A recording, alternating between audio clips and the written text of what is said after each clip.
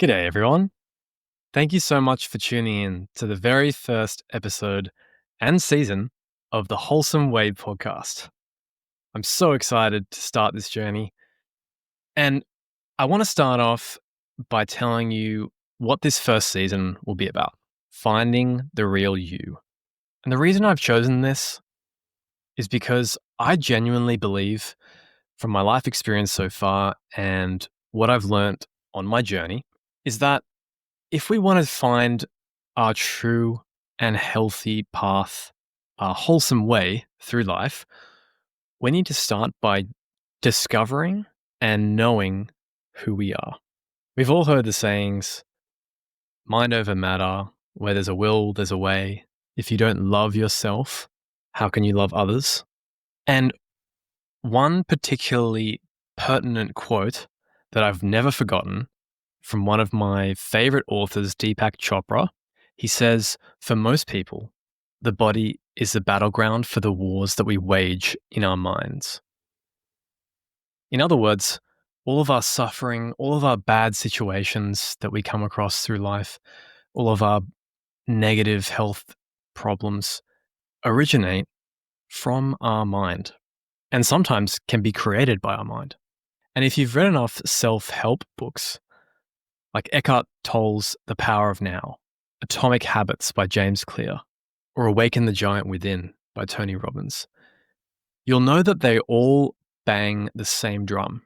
You need to be clear on your beliefs, your virtues, your values, and let go of your past to be able to move forward and find good health, personal growth, and purpose.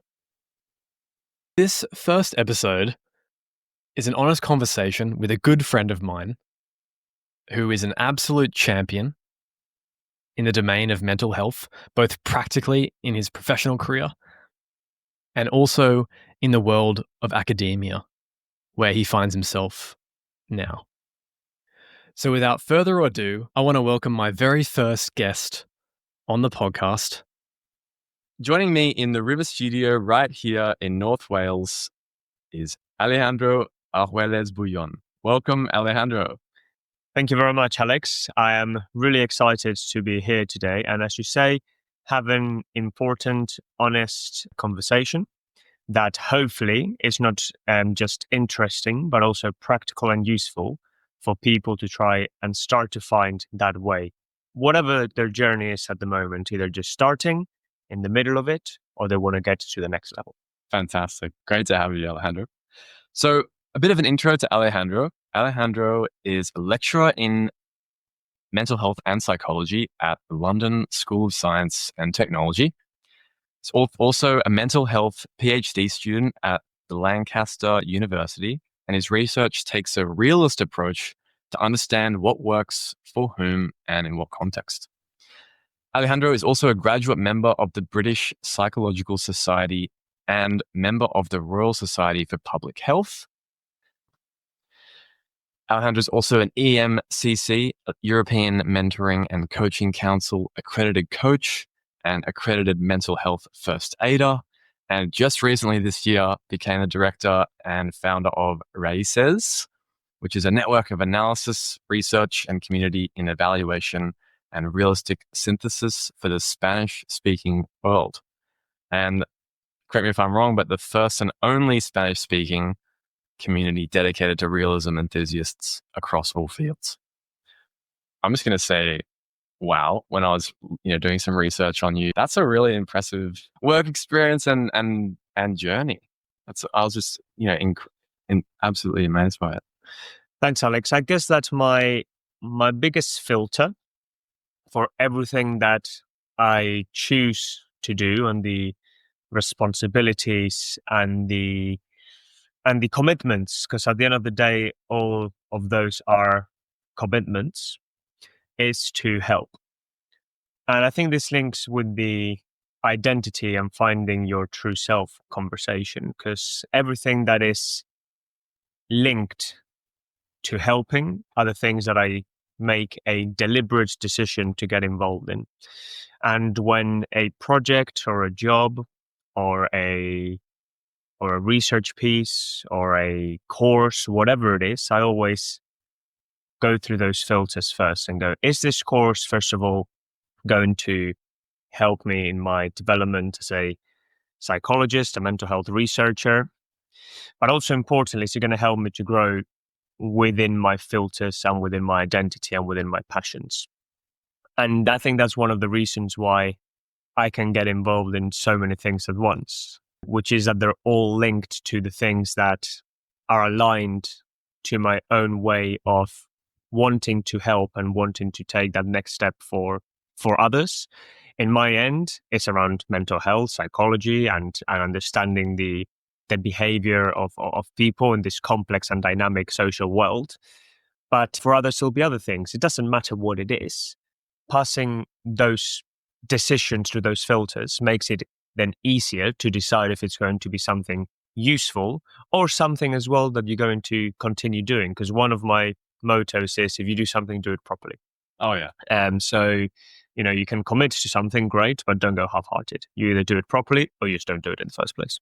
Definitely. I love that. It's really good philosophy. You're obviously well and truly within the mental health world in the academic space, but also, practically in your work experience and your everyday life as well.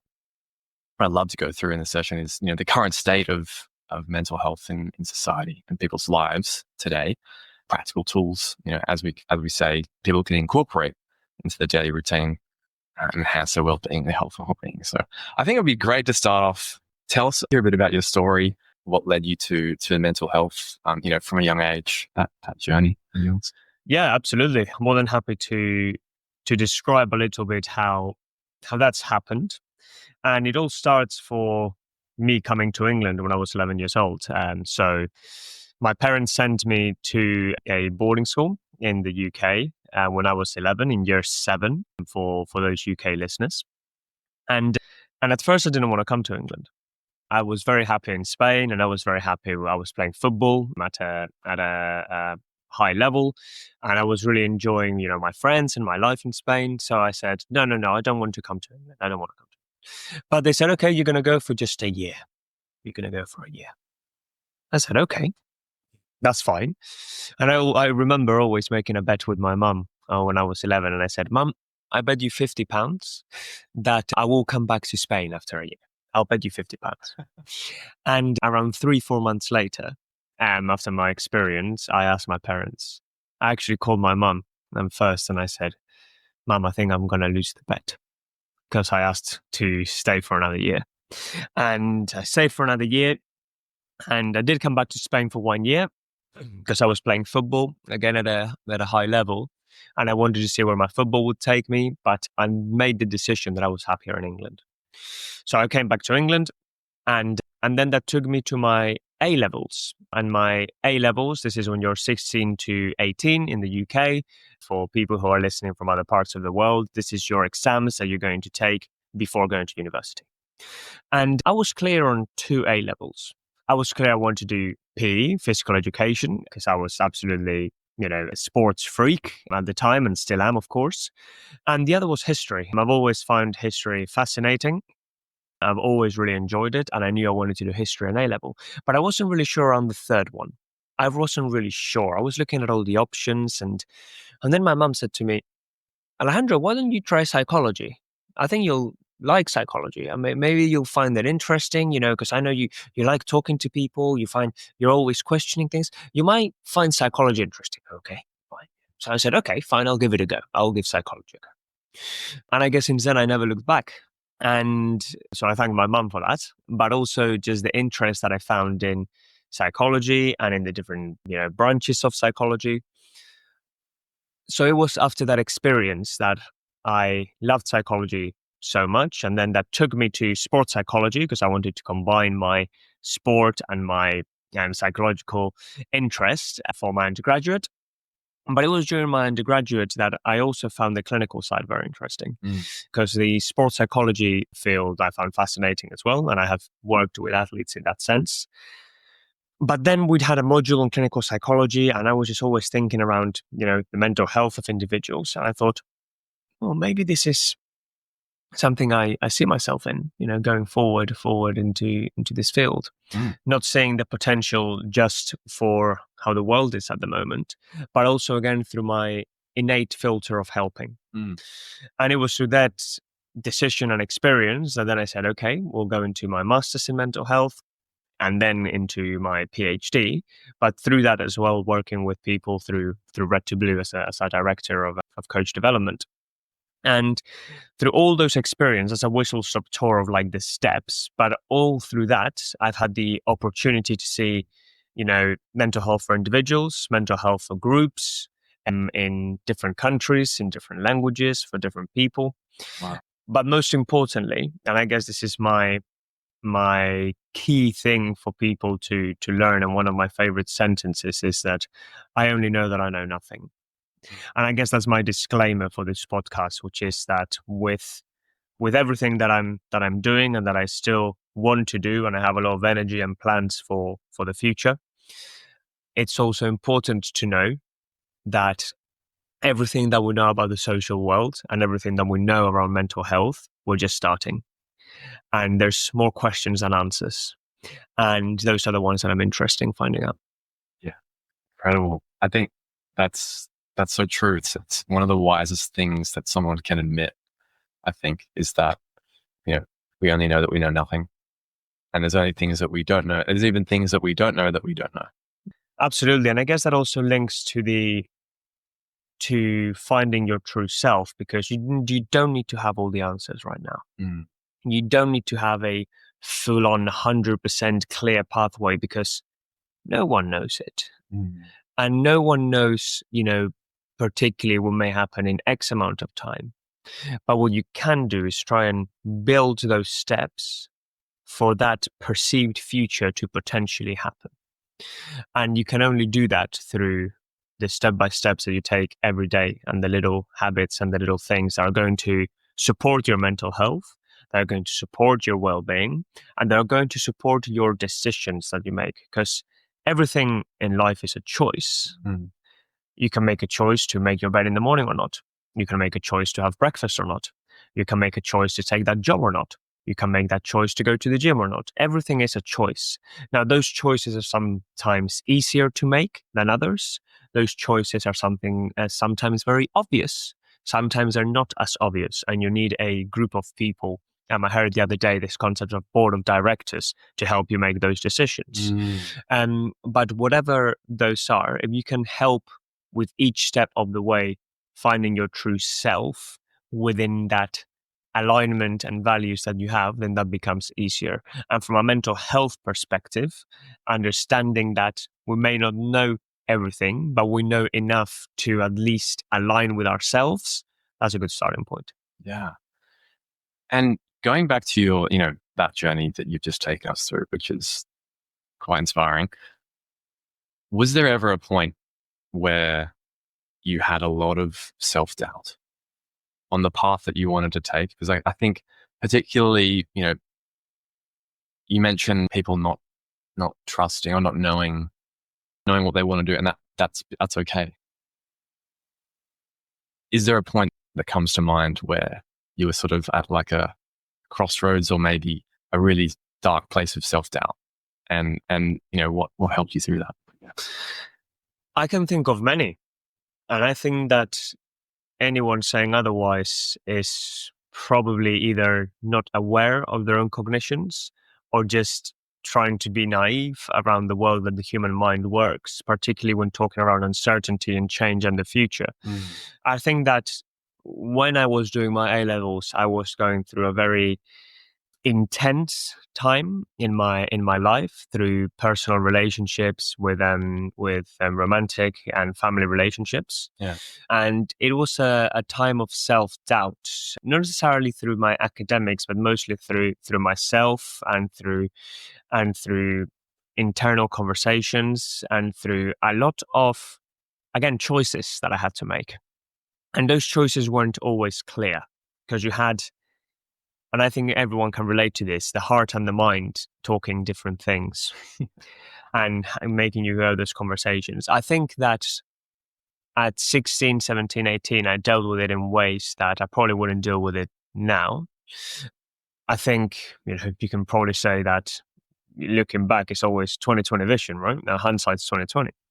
But I think that one of the key things that can help you in those moments of self-doubt, and the things that helped me certainly in those moments when you think, oh, is this the right path for me? Not only maybe in your career, but just in your life or in your relationships, spiritually, emotionally, mentally, cognitively. The first thing that you have to do is be aware that you're in that moment. You need awareness. If you're not aware that you're going through that crossroads, more likely than not, you're going to stay in that crossroads because there's no action involved in that.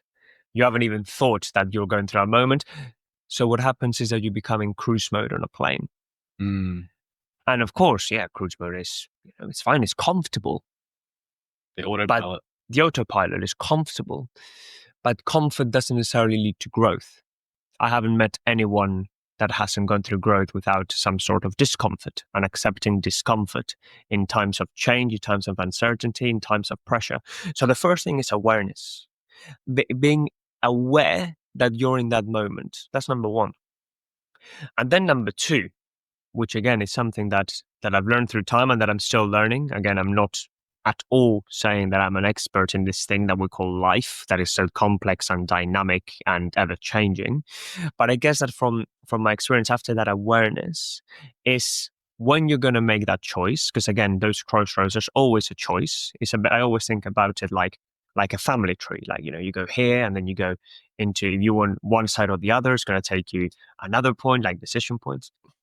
The question is that choice, and I mentioned this earlier, aligned with what you want to do, or with your values and with your way of seeing the world? Now, there's two choices here. Number one is that you're very clear about them. Number two is that you're not.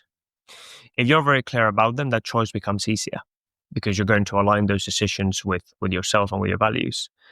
If you're not clear about them yet, you may not be clear about who you are. You may not be clear about where you want to go next. You may not have that clarity at that point. And that's absolutely fine, because sometimes we have to slow down to speed up. And in that moment of slowing down, you have two options. You can either decide to stay there, or you can make conscious effort to get more information about your true self. That moment of conscious effort about your true self and finding those answers, that will then give you more clarity. For some people, it takes a day, a week, a month. It takes forever. It's dynamic. So in those moments, what helped me was the first thing, awareness. And the second thing, aligning those decisions with the things that I've always valued and championed, which is helping and giving back. And then the third thing that I don't think people do enough of is reflection and reviewing those decisions. So if you look at like a performance timeline, you have the preparation, you have during the moment, and then you have afterwards. And it is really the time afterwards when you can look back and go, take that learning and take those moments of, I've learned so much, not from my things that I've done well, but from the things that I've done wrong. That's where I've learned. That's where the true self has really come up. Because when things are going well, it's easy or easier. It's in those moments of discomfort and in the moments of doubt and in the moments of pressure when I think you learn more about your true self. So another little tip for these moments is, if you haven't felt discomfort or uncomfortable, try and do that this week. Can you go out and speak to someone new? Can you go and try a new hobby? Can you go and do something that you may not have done maybe in the past? And those things may lead you to maybe a new thing that you didn't know about yourself. So sorry for the long-winded answer, but long story short, the things that have helped me is awareness, making those choices that are aligned, and then review and reflection to learn from those mistakes. Wow, that is so powerful. I think it can be really tricky in certain stages of your life to do that, because it takes a lot of courage. I think courage to actually look at yourself as almost as like a critic. It takes courage. It takes confidence to do that as well. what is mental health to you? I think that gets thrown around a lot. And I think you are the best person to ask this question from my network, because I think also it's a bit of a trigger word, not trigger word, but trying to think buzzword in today's society. And everyone is so keen to learn about it. And as you said earlier in our conversation, we still know nothing.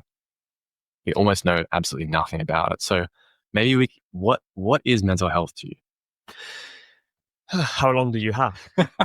Because mental health has been defined by many. It certainly doesn't have like this global, because different people have different experiences of mental health and what it is.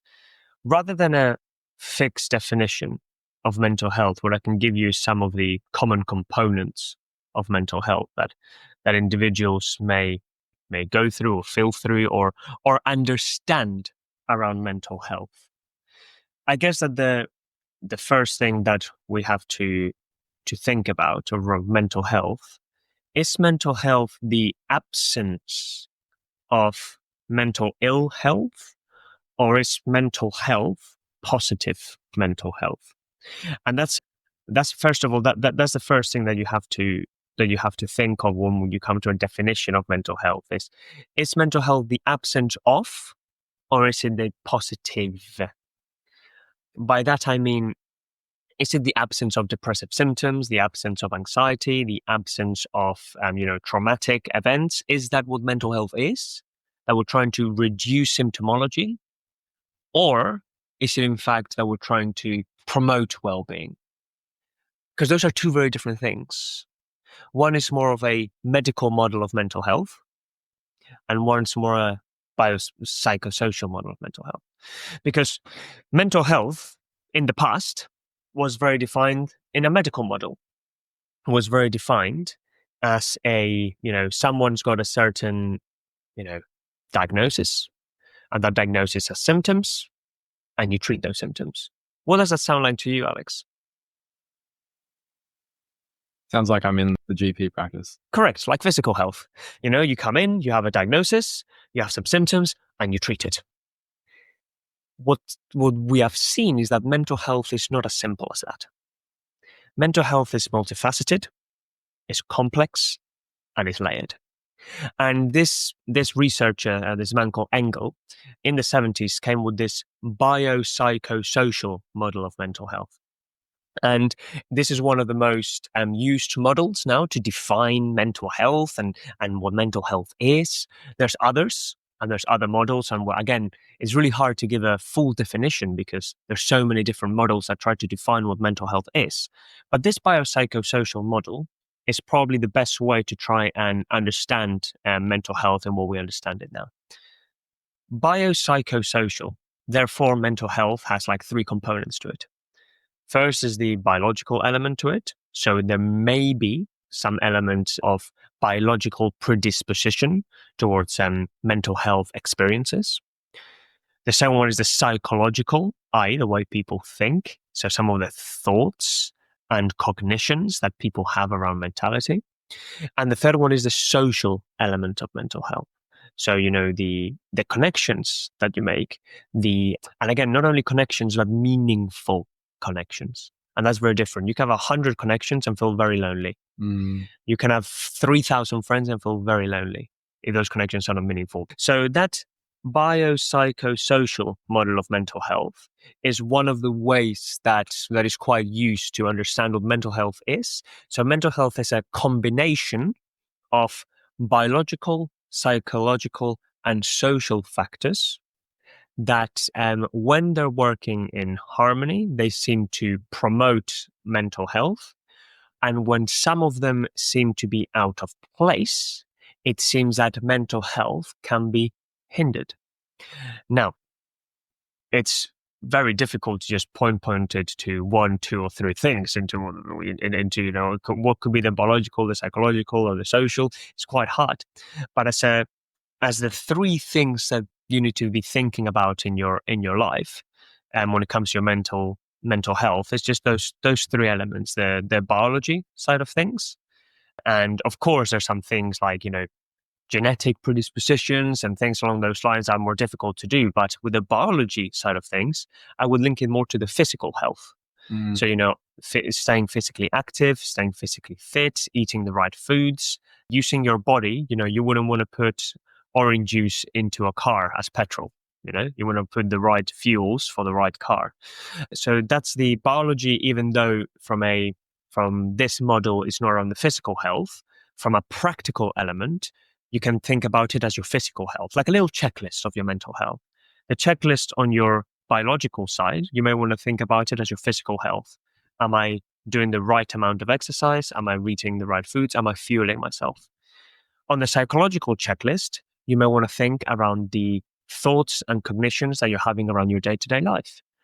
Am I having, what are the kind of thoughts that I'm having? Are they being useful? Are they not being useful? Are they helping my attention to be on task or not on task? Are they helping me to feel like a better person or to find my food purpose?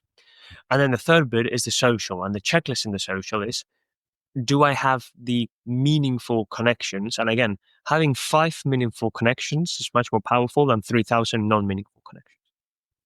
Meaningful connections that are aligned with my values that are going to help me go to the next level. So that's like a little mental health checklist that you can make for yourself when it comes to the 3 things that you may want to look at: the biological, physical side, the psychological, cognitive side, and the social side.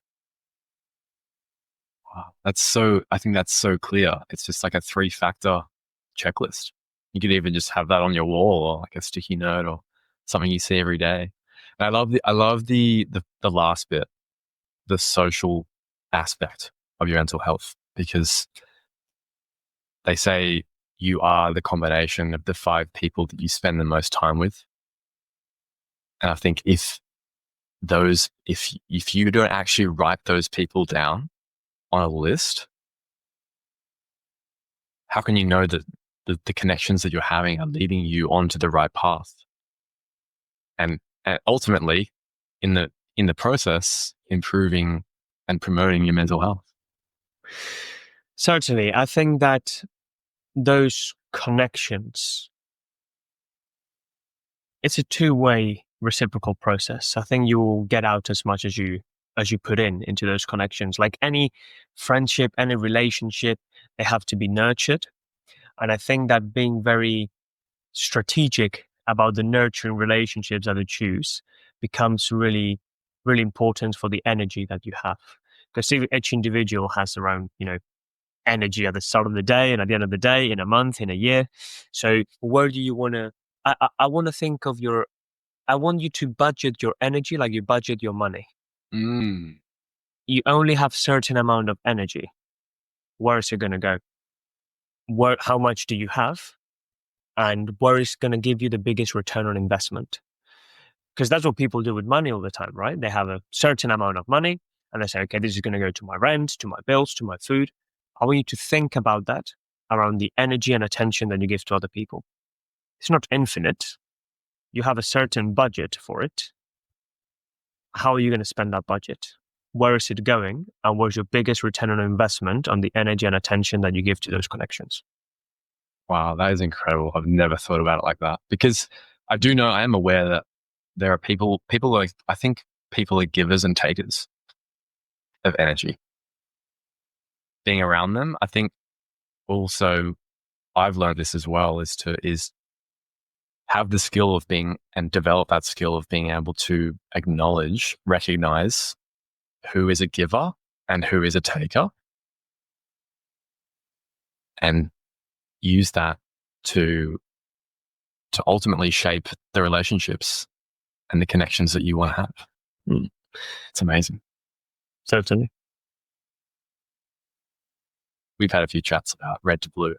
I think it's a fascinating concept, gazing red to blue, and the programs. But yeah, take me through your experience at gazing red to blue, what the programs sort of look like, and yeah, I'd love to hear like some people that you came across that overcame, mental health barriers into becoming the better version of themselves.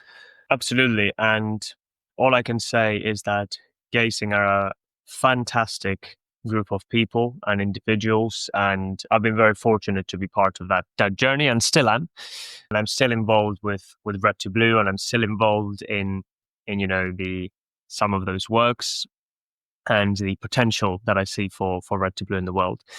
More than happy to give you a bit of a whistle stop tour into what it is and how it started. And really it starts in the late 90s, this concept of Red to Blue.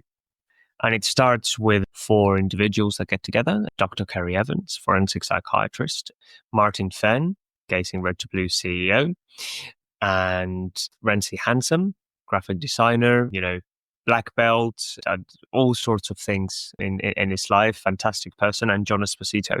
And these 4 individuals, they realized that most training, I mean, training in business, like, sales training, management training, most training didn't work.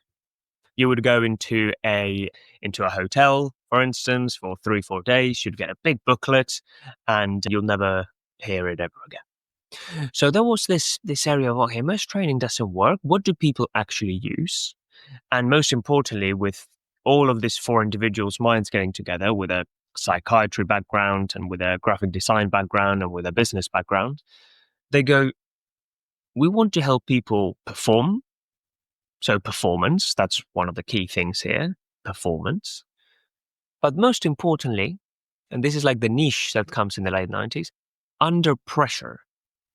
Under pressure. And there's no one day nowadays that you don't hear the word mindsets or pressure or mentality, but that's quite new, quite niche.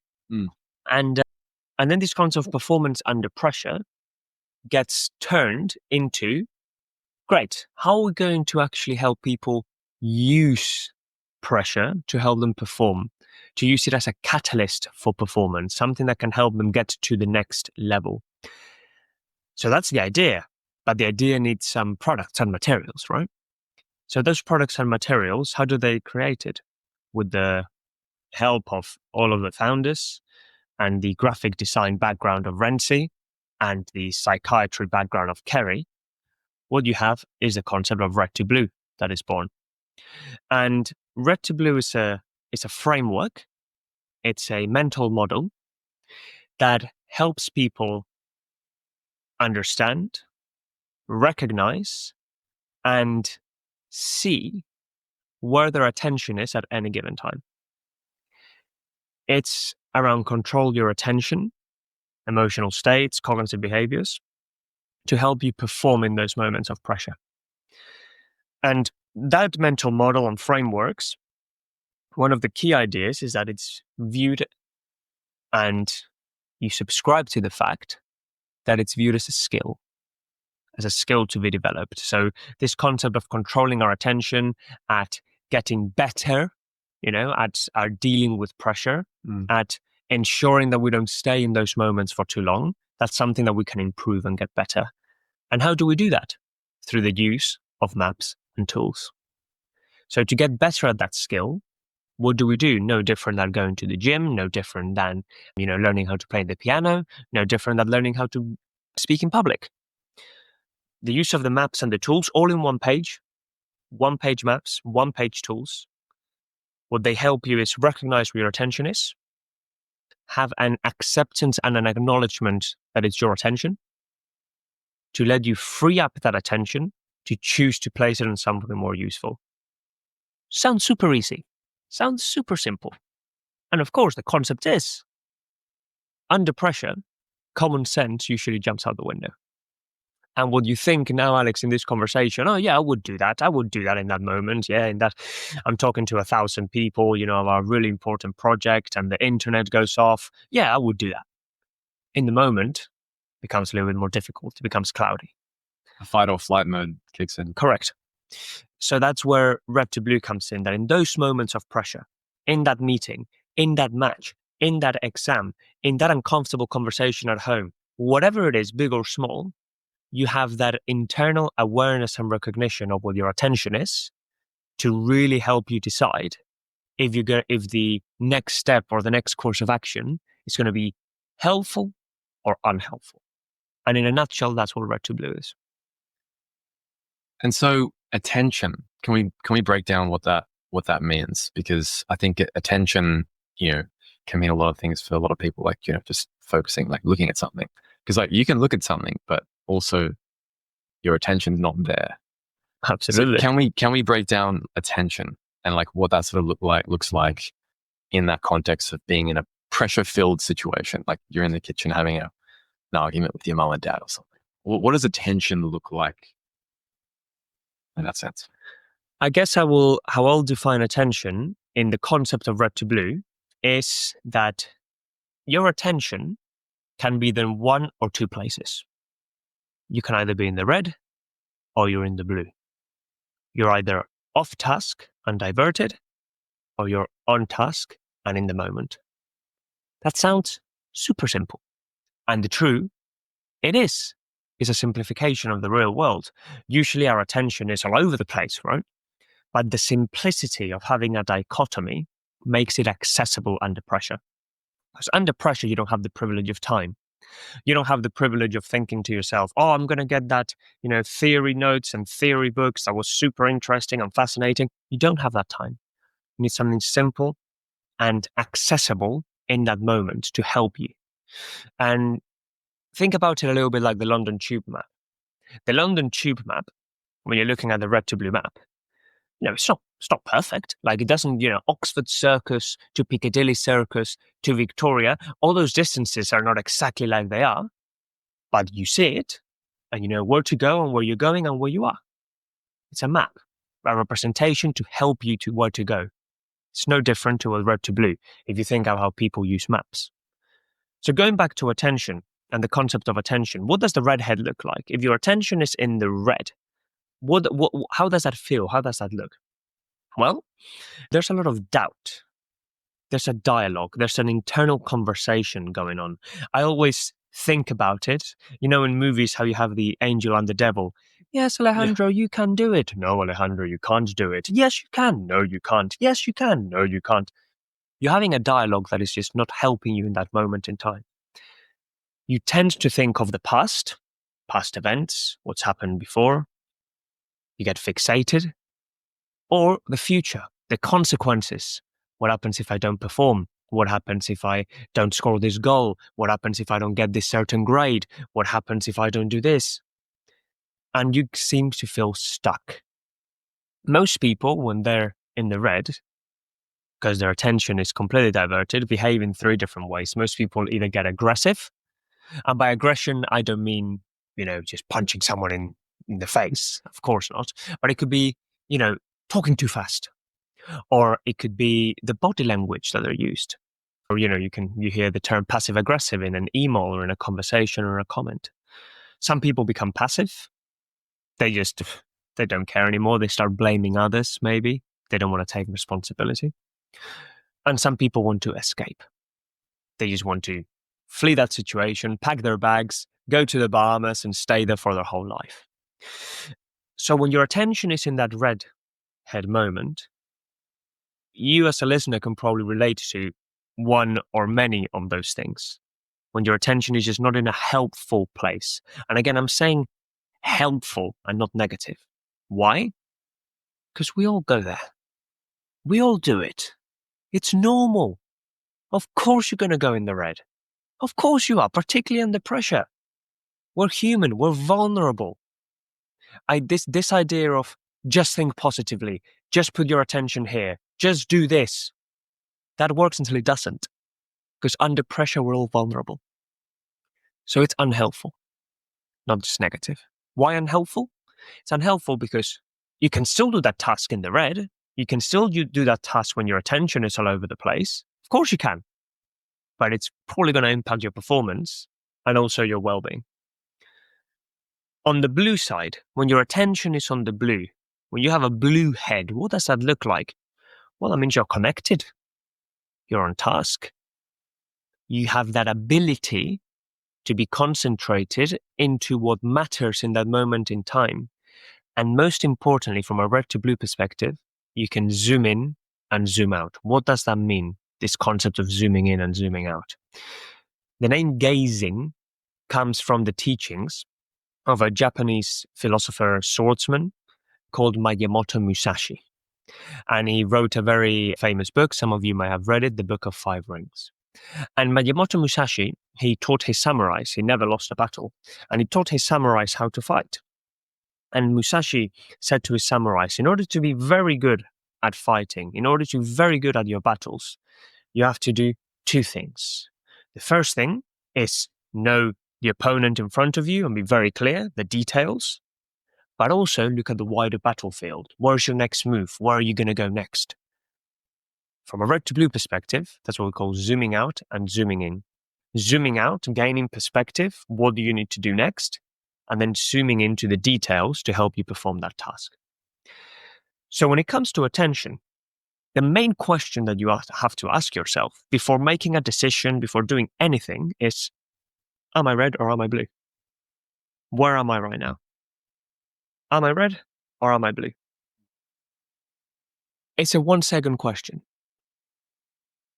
but it can be a timeless decision. And it can be a timeless decision because usually when we make decisions from the red, we regret them. I shouldn't have sent that email. I shouldn't have sent that comment. I shouldn't have made that pass. I should have done it differently. I should have done this. What you're trying to do with red to blue is avoid those moments in a way. And even though not all of them will be avoidable because they're all vulnerable, what you're trying to do with red to blue and what your attention is not stay in those moments for too long. Not stay in that red moment for too long. Because as I mentioned, it's not only about, think positively. No, there's times you're going to go into the red. We're all vulnerable. Attention's not static. Attention is dynamic. It's constantly moving.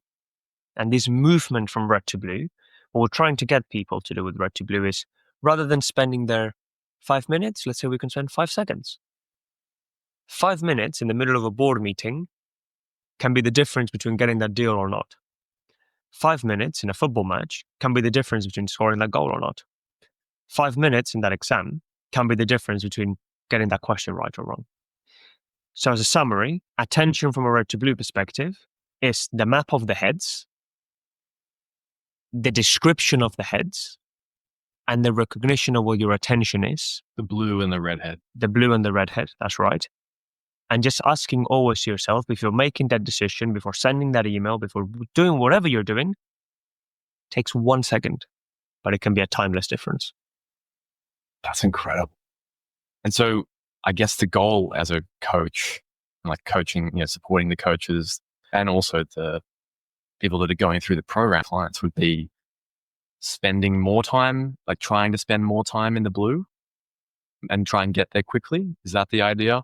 And then obviously that happens over time, right? So you need practice. Like you're not just going to straight away be able to go to the blue in a stressful situation. Is that sort of the idea behind it? Would you expect someone to go to the gym once and, reach their Olympic goals? Any skill, if you want to perfect it, takes time. What's lovely about red to blue is that the skill and the concept is so accessible that you can get started straight away. And that's what's super powerful from red to blue. I've worked with 4-year-olds and with CEOs. It's the same thing. The concept doesn't change. Why? What connects the 4-year-olds, the performer and everything? That we're human. Human first, context second. The context is very important, which is where pressure operates. But when you look at what connects us all is that human being. And as humans, we have this default settings in a way of how we are and how we behave and how we think and how we feel. But from a skill perspective, yes, the key aim of red to blue is to increase the awareness of attention into where your attention is in that moment, to have a common language within an organization that people can talk around red head and blue head in a helpful way. And remember, Alex, red to blue, we're talking around performance. It's around getting better. It's around getting to that next stage. Mental health comes mostly as a secondary outcome, with the performance that you do. But from a red to blue perspective, it's a performance conversation. You're getting people to try and get better to that next stage, to those moments. So the skill, absolutely, as you say, is not asking people to just be in the blue. That's not the skill. That's like me saying to you, when people say, oh, just don't think about it. Don't worry about it. Don't think about it. We hear that a lot. You hear that a lot. Just don't Not think helpful. about it. It's not helpful. Don't think about it. Well, thanks, I am. So the key in that moment, and when you try people to do red to blue, is not stay in that red for too long. We're all going to go there. In fact, every day you probably go there hundreds of times. When your attention gets distracted, when you're not on task, and because redhead doesn't have to be a big thing. It could be just your attention gets diverted from the task. So the key skill is the movement. That's the skill. The movement is, can I stay there for 5 seconds and not 5 minutes? Can I stay there for 5 minutes and not 5 hours? The movement is the skill that you're trying to develop with people, of not being in a place that your attention can be unhelpful. Because if your attention is absolutely stuck in that moment in time, it becomes much harder to do the next task. And to do that, I'm going to do a little activity with you right now that, if you're at home listening to this, you can do that right now. If you have some sort of object with you, like a pen or a phone or something, I just want you to grab it with one hand, really, really, really tight, extremely tight, All right, super super tight. I'm going to do this. Okay. With one hand? With one hand. Right. Now, with that same hand, without moving your fingers, I want you to try and catch something else and try and grab something else. With that same hand, I want you to try and grab something else. How are you finding? Without moving your fingers, Alex? No cheating? How are you finding it? Really difficult. Okay. If you drop it and you grab something else, it's much more straightforward. Our attention works the exact same way. If you're holding on to something, that can be a thought, that can be an emotion, that can be whatever it is, you can try and go to the next task, the next event, the next thing, the next conversation, the next email, the next shot, the next question in the exam. It's really hard because your attention is not in the right place. Your attention's still holding on to that thing. You're still in the red. The skill is dropping the pen.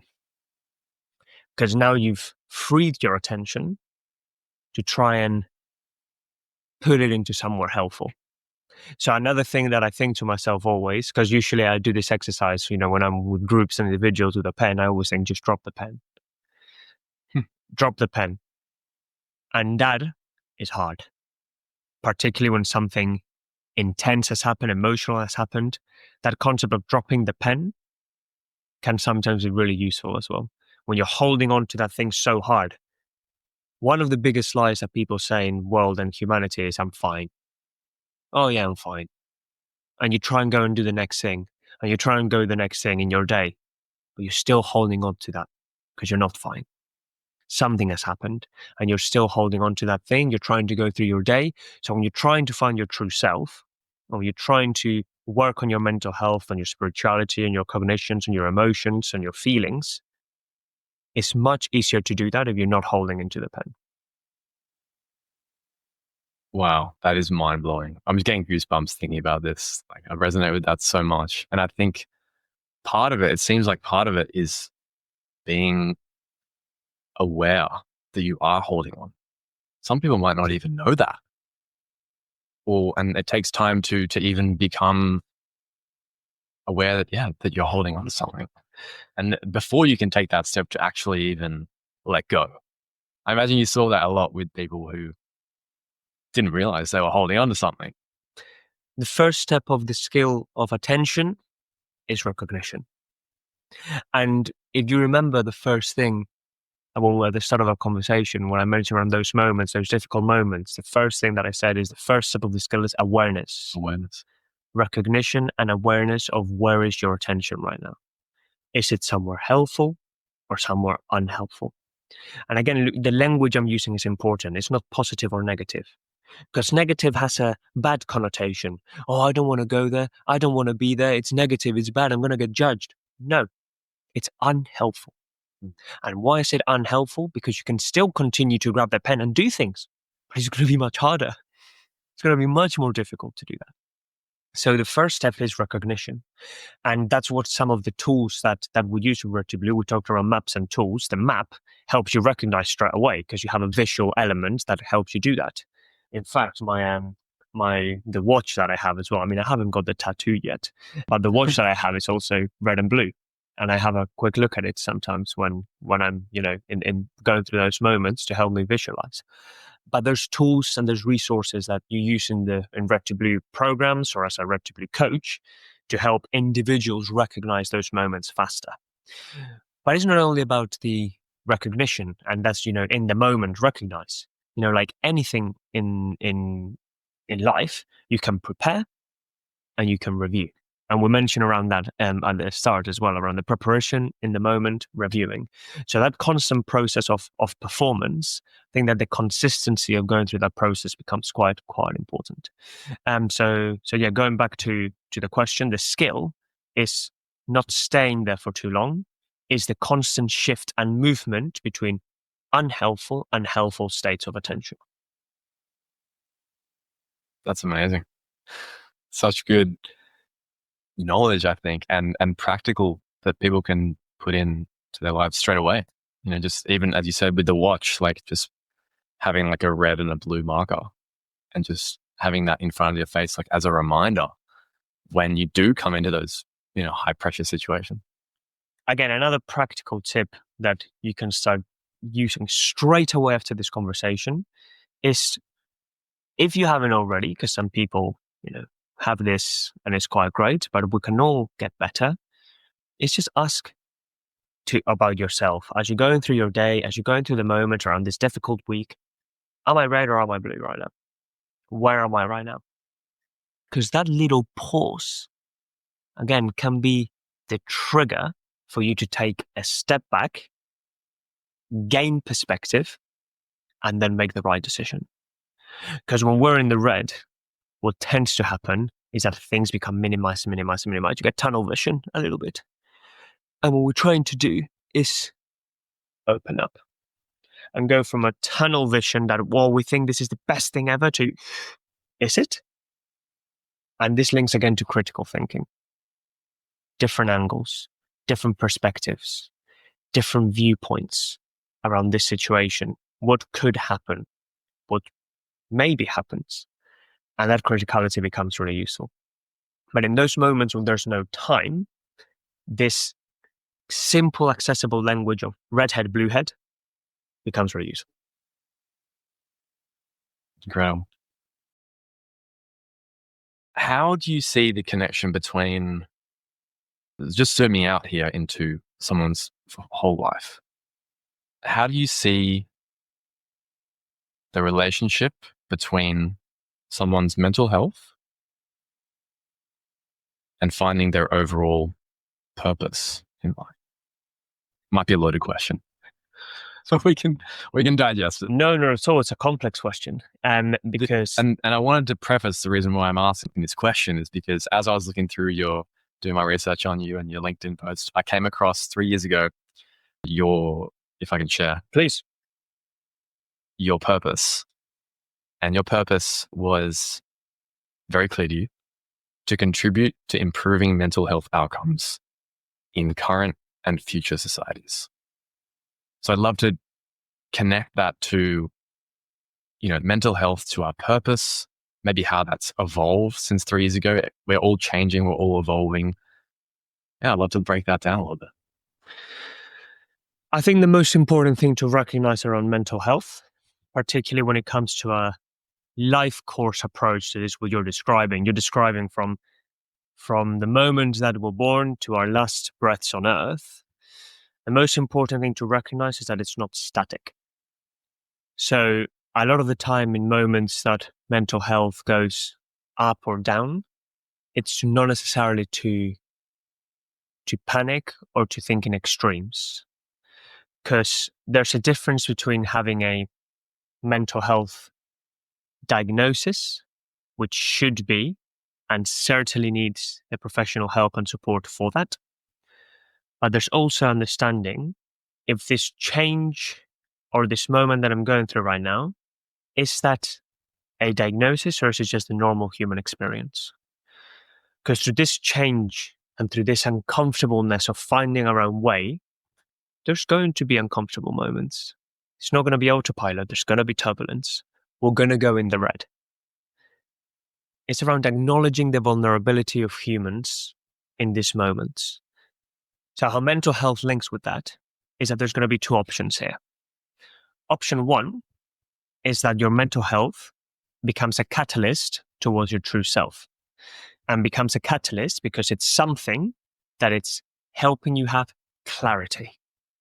I think one of the main things that mental health gives you, you have a helpful mental health moment or profile in that moment, is clarity. Because your attention can be on the right places, your energy, again, that budget of energy is going towards your job, your identity, your relationships. And sometimes when things happen, what do we have? We have an emergency fund budget. So if we know that our mental health can go up and down, if we know that our mental health may sometimes be challenged, I urge you to have that emergency budget. And how do you do that? By working on yourself and getting those mental skills and toolkit. So when those things happen, you're ready for those moments. And that's your emergency budget.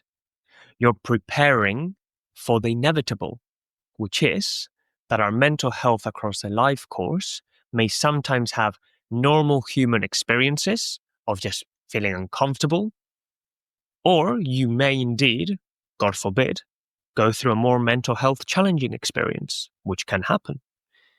For all of those moments, what you can build is that emergency fund that we look at the budget metaphor. And that fund is built through skills and training and building that toolkit, because different problems will need different solutions. And I'll give you a metaphor for that. Imagine that you're at home and you have a big hole on your wall. And you have a big hole on your wall and you go into your toolkit and you pick up a hammer. And you may look at the wall, and I may ask you, Alex, would the hammer be the most useful tool for that hole? Would it make it better or worse? Probably worse. Probably worse, because you're just smashing it and the hole's going to get bigger, right? You may need another type of tool. If on another day I have a nail on the wall, would that hammer be useful? Yeah, more useful. Certainly, because it's going to help you put the nail on the wall. So the key thing here is you're going to have all sorts of different mental health challenges. Your emergency fund is increasing your toolkit to have different tools for different circumstances. So you may have a hammer, you may have some scissors, you may have some other tools to help you to deal with all the problems of this complex and open system of the social world that can help you from a mental health perspective. And that links a bit to what you said around my purpose and around trying to do that. I'm on a journey to try and to do that. And I'm hoping that with the things that I do and with the things that I will do, I'll be on a path towards doing that. And I think that's for others to judge rather than myself. The thing is that I feel very happy with what I do. I love my job. I love my studies. I love learning. And most importantly, I love knowing that this is as you mentioned, a lifelong journey. And even through my own mental health experiences, I understand that the biggest thing that you can do for your mental health is add more toolkits to your, and no, there's no bad tools, just adding more options towards your repertoire. The more tools you can use and get skillful at, so attention and red to blue, mindfulness, physical activity, self-talk, there's so many rituals, grounding techniques, whatever it is, all these different things, all they are is different tools for when then a lifelong course of mental health, you may have different problems that may require different solutions. It's amazing. I love that. And also, I think it's important to note that that toolkit can, as you said, you need more tools, but also tools can change. They might not become useful to you anymore. So you remove that tool. And a tool that you're using now might not be useful or practical in 30 years' time. Recently, I heard a really interesting point about our purpose in life and how we really need to link that to our values. Because if we're not sure about, 1, 2, or 3 values in life, that can have an effect on our purpose and what we believe our purpose is, no matter what stage of life you are in. The example they gave was when this person's mother went through a stage of not knowing what to do with herself, because her whole life, her whole purpose was bringing up her kids. But now they're moved out. Obviously, people they're listening in right now, you might not have kids yet, but it's the same thing. If your values aren't true, you're not able to redirect those values into a different manifestation, a different example of that purpose. So the way to overcome that, my values are compassion as a mother for my kids and care and kindness. And so when her kids have moved out, she now needs to redirect those values of compassion and caring and kindness into something else. It could be anything, looking after, the homeless people, redirecting those values of compassion into a different area that then maintains your purpose, because it can change. I think that's a really interesting reflection, because particularly what you have to ensure in those moments, particularly moments that people may be listening, that they are, uncomfortable, or that they are through changing circumstances, but they're not really sure, is to embrace change, and also embrace that you may try things that may not be aligned, and that's okay. What has that given you and taught you? That something that you don't want to do? What's the worst thing that can happen? That you try something new that is not aligned with your values and you don't do it again. But if you don't try, you certainly will never know. So when you're looking into your true purpose, your true self, the next stages into what you want to do, you may have it very clear. You may be halfway there. You may be just starting. It's not a race. No one's asking you to get to a certain stage at any moment in time. It's not a race. But what it is, it's a moment of investment into your own life, into your own ideas, and into the pathway and the legacy that you want to live. I think the word legacy is always one that I find quite powerful and quite useful. What is the legacy that you want to live in this world? What is the legacy that from your purpose and your identity and your being, you want others? And this is not for fame or for clout or anything. No. This is for your own sense on fulfillment. And I guess that one of the things I always think to myself is, if I was, and I know this may be getting a little bit philosophical now, but if I was in my deathbed and I was reading a biography of my life, would I be proud of it? Would I be thinking, would I want to read this again? Would this be something that, would I change any chapters? Which I'm sure we all would.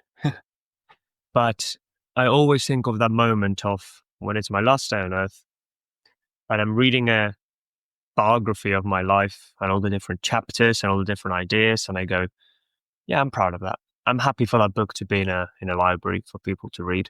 Or would you like to just burn it and never see it again? And that's something as well that motivates me, which is having the end in mind and saying, where do I want to be and what are the steps for me to get there? That's beautiful, Alejandro. Thanks for sharing that. A really good note to end on, I think. But moving on to the wrap-up questions before we finish up and say goodbye, do a bit of a speed round, if that's all right. Please. Number one, what's your number one guilty pleasure? Oh, I didn't think of this. It's quite a hard one, but I love going to the theater. I love seeing shows. I love doing like just performing. I absolutely love that area. And Issy and I, my partner, we tend to go to the theater quite a lot. So when it comes to like an activity, I always love going to see live theater and art and shows. I think it's fantastic. And food wise, I mean, just anything Spanish that I miss from back home. Really, it's something that that I do miss from being at home. Beautiful. What's one book that changed your life? So the book there's an academic book, and then there's like more of a fiction. So the fiction book that I think changed my life is A Shadow of the Wind, because when I was young, I've always enjoyed reading. I don't read as much fiction now anymore because most of my reading is academic.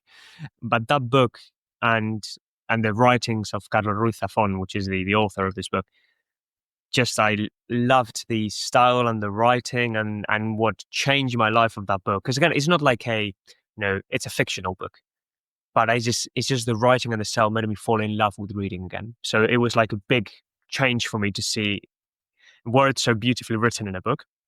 And in academic ways, is 1997 Pawson and Tilley Realistic Evaluation, which is the seminal work of these two sociologists and professors and academics who have shaped the world of realist evaluation and synthesis, which is the approach that I utilize in my work. And the most recent book as well from Anna Manzano and Emma Williams around realist evaluation, realist approaches, is also a fantastic read. What's the biggest life lesson that you've learned to date? I only know that I know nothing. Well, Alejandro, thank you so much for this conversation. I've really, really enjoyed it. I think some really profound things have come out of here, and it's just been an absolute pleasure having you. The pleasure is mine, Alex, and most importantly for anyone that's listening, this podcast and these conversations, hopefully what they become is that part of the toolkit that we've been talking about. And if it's one thing that you take away, take it as little steps towards finding your true self. Beautiful. And where can people reach out to you and follow you on your journey? On LinkedIn, you can search my name, and you're more than welcome to a connection and a conversation. I'm always happy to have a conversation with people. That will be the best way to reach me. Or alternatively, you can email me as well, and I'm sure Alex will provide the details in the description. Definitely, will do. Well, thanks again, Alejandro. See you next time. Thank you very much.